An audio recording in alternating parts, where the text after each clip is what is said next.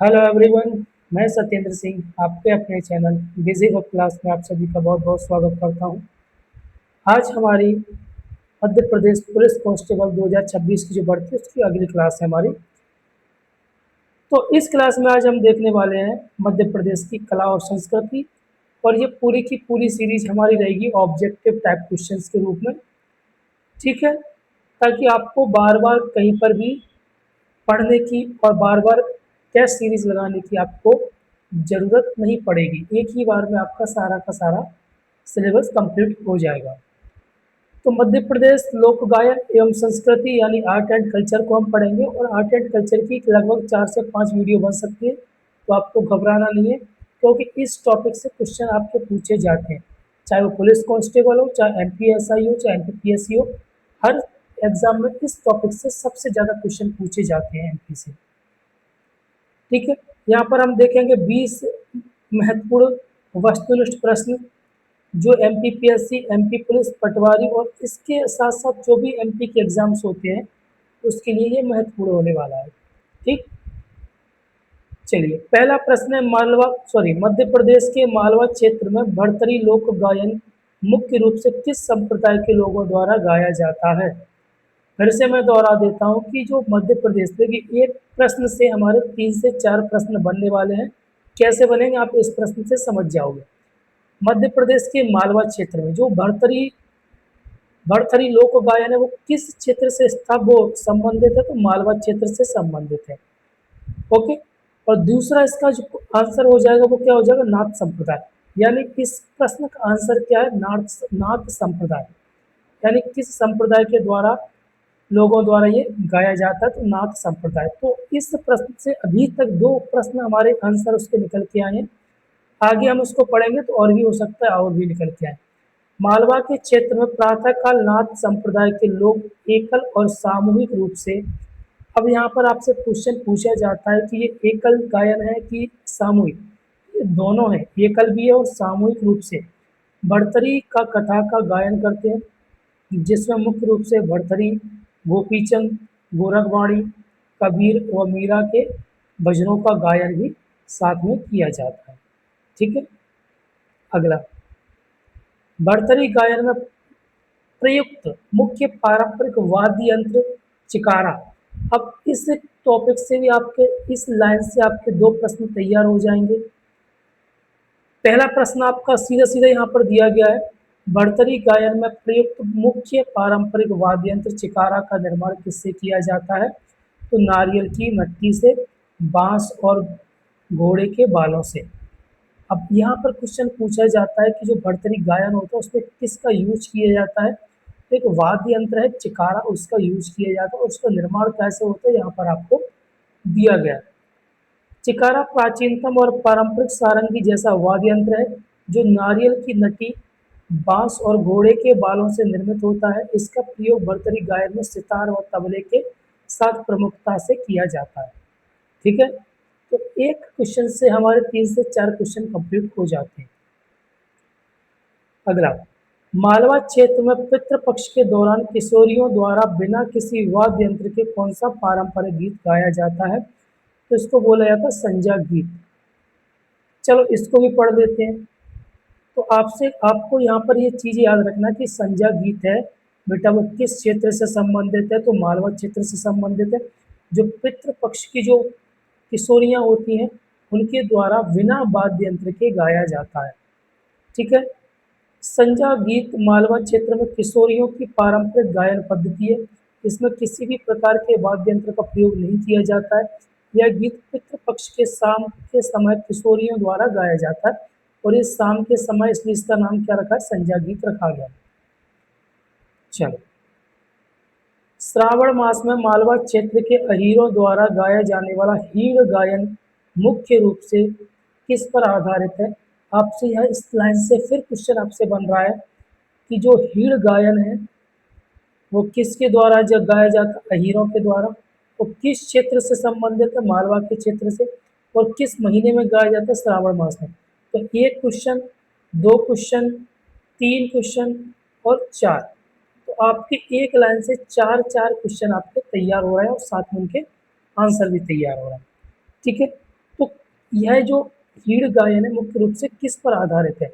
तो कृषि संस्कृति तथा ग्यारस माता की कथा पर ये आधारित है। ठीक। हीड़ गायन मुख्यतः अहीरों का अवदान परक लोक आख्यान है जिसमें कृषि संस्कृति ग्यारस माता की कथा का वर्णन उच्च स्तर पर शास्त्रीय शैली में किया जाता है। यह त्योहारों जैसे होली, दिवाली, जन्माष्टमी पर गाया जाता है। ठीक है, कोई भी अभी तक परेशानी नहीं? चलिए आगे बढ़ते हैं।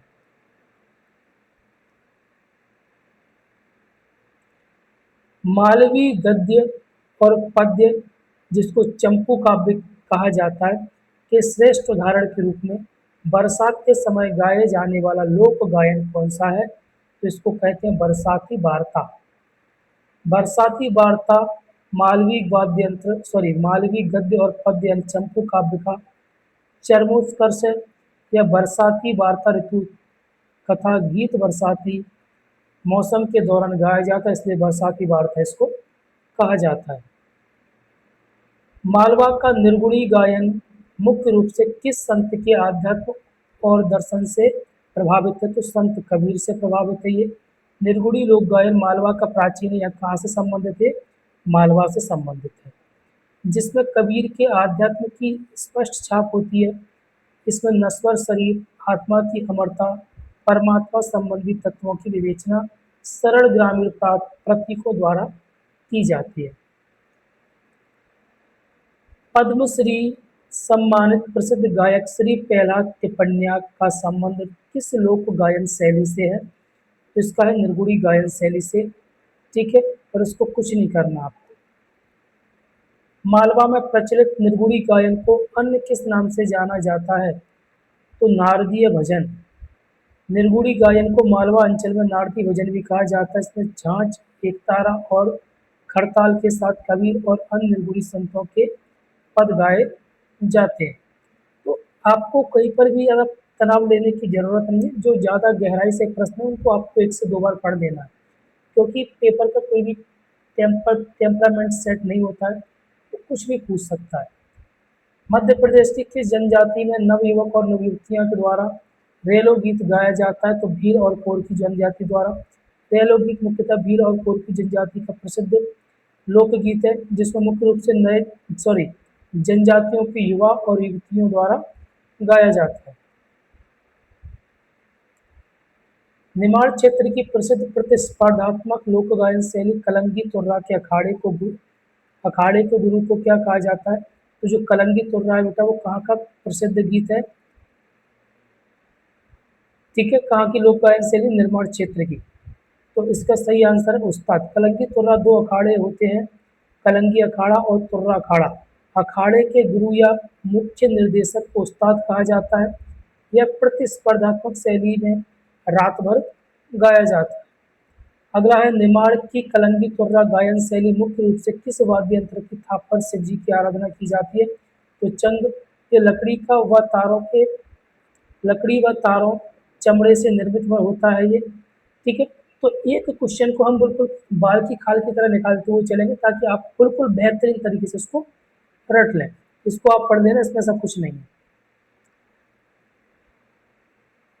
15वीं सदी के प्रसिद्ध निर्गुण संत कवि सिंगाजी के भजनों का गायन मुख्य रूप से किन क्षेत्रों में प्रचलित है? तो निमाड़ और मालवा क्षेत्र में।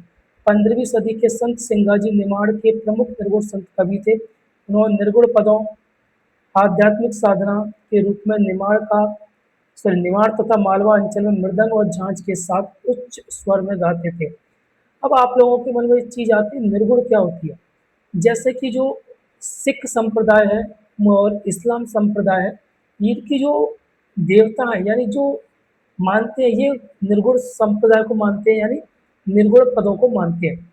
जैसे कि इनका कहने का मतलब ये कि हमारी इतनी औकात नहीं है, हम इतने बड़े नहीं होगा कि जो हमारे प्रभु हैं हम उनके शरीर या उनके गुणों का हम वर्णन कर सकें, उनकी कोई मूर्ति बना सकें। इनका कहने का मतलब ये है।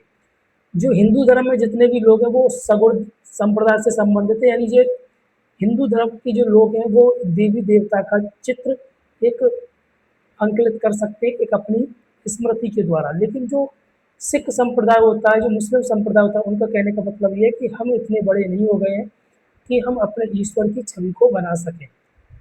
ठीक है? यानी हम उनके वो निर्गुण हैं, उनके गुणों का हम बखान नहीं कर सकते हैं। निमाड़ क्षेत्र में गाए जाने वाला मसान्या और काया खोज गीत किस अवसर पर गाए जाने वाला लोकगीत है? तो ये मसान्या और काया खोज है, ये मालवा सॉरी निमाड़ से संबंधित है। तो ये आपसे क्वेश्चन पूछा जाता है कब गाया जाता है?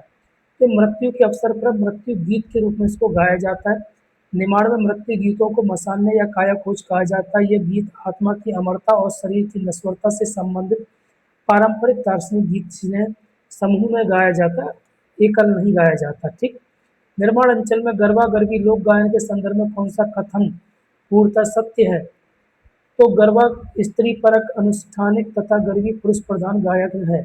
निमाड़ क्षेत्र में गरबा मुख्यतः स्त्री परक अनुष्ठानिक लोक गायन है, जबकि गरबी पुरुष प्रधान लोक गायन शैली के रूप में गाया जाता है। ठीक है। बुंदेलखंड क्षेत्र का प्रसिद्ध आल्हा गायन मुख्य रूप से किस रस पर आधारित है? तो वीर रस पर आधारित है। बुंदेलखंड में आल्हा गायन वीर रस का प्रधान काव्य है। यह मुख्यतः वर्षा ऋतु में शाम के समय एकल गायन शैली है। आला उदल में 52 लड़ाइयों का वर्णन हेतु ये गाया जाता है। निम्नलिखित में से कौन सा लोक गायन निर्माण अंचल में से संबंधित नहीं है? तो इसका सही आंसर है भरतरी गायन। नाथपंथी, कलंगी तुर्रा, मसान्या, कायाकुज निमाड़ से संबंधित हैं। आपसे क्वेश्चन पूछा जाए तो आपको ये चीज बता देना।